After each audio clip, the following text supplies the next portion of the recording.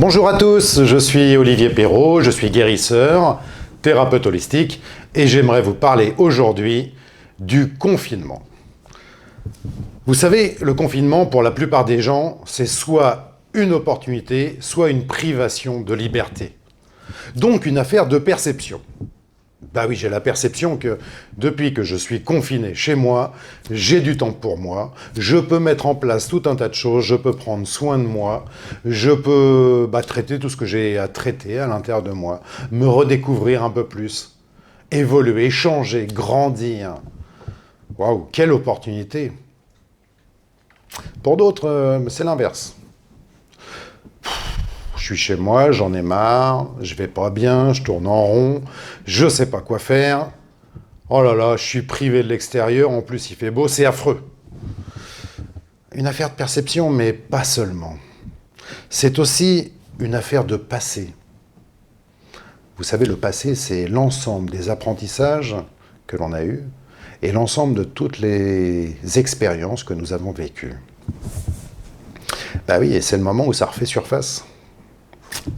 Dans ce moment qui est coupé en grande partie du monde extérieur, ça remonte à la surface. Il reste notre monde intérieur, notre monde personnel.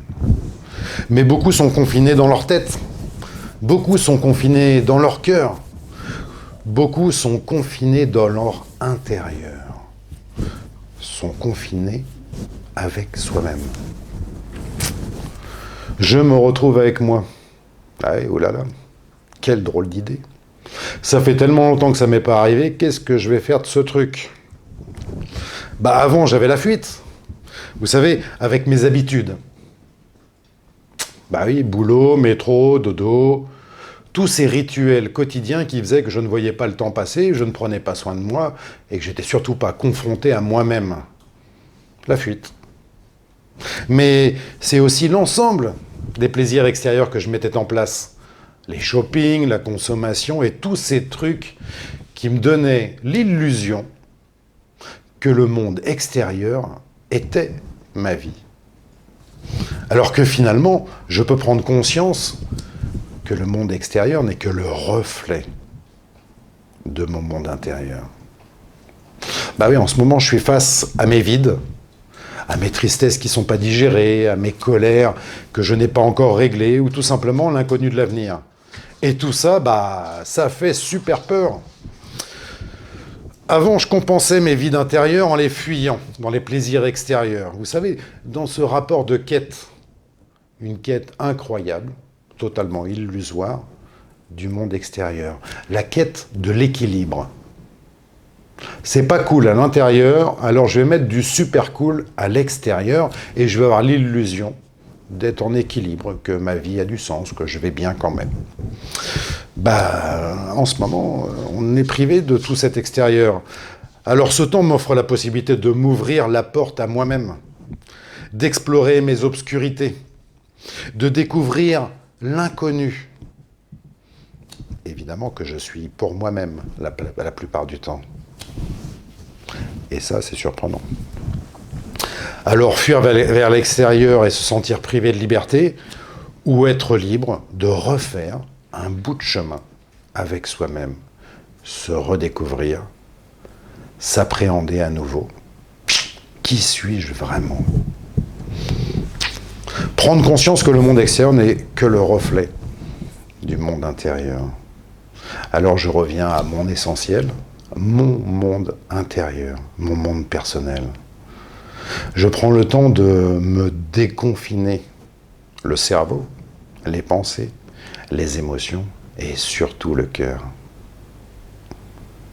Alors pour ce faire, il faut traverser les peurs de l'inconnu, les peurs que colportent les médias, les peurs dans ce moment particulier,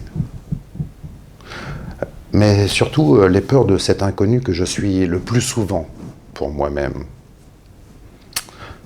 Donc finalement la peur de toutes mes peurs. Après toute traversée d'une rivière, comme vous le savez, qu'elle soit mouvementée ou pas, quand on la traverse, de l'autre côté, il y a toujours un rivage qui nous attend. Ça s'appelle le changement. Après la rivière, le changement. Alors finalement, il sera assez intéressant de la traverser, cette rivière. Comme vous le savez, la vie, avant de s'épanouir à l'extérieur, elle prend naissance à l'intérieur de soi. Alors, prenez le temps de rassurer votre ego sécuritaire.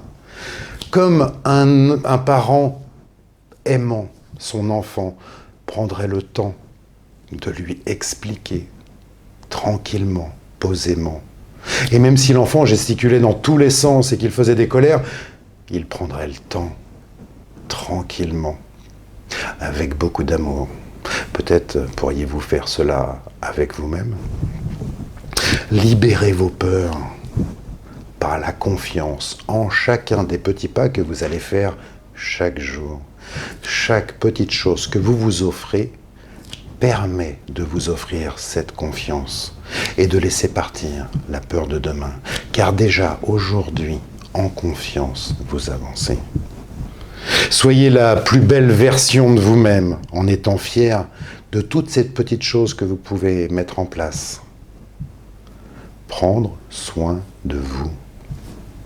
Aimez-vous inconditionnellement. Ben oui, aimer, c'est inconditionnel. Il n'y a aucune condition pour aimer. Évidemment, on dira oui, mais j'aime parce que, ou ceci, ou cela, ou j'aime pas parce que. On a toujours plein d'alibis, d'excuses. Alors qu'en fait, aimer est inconditionnel. Ne mérite aucune condition. Vous êtes le cœur même de votre vie. Alors, offrez-vous ce temps. Choisissez ce temps avec vous-même. Devenez le phare de votre vie pour vous illuminer de joie.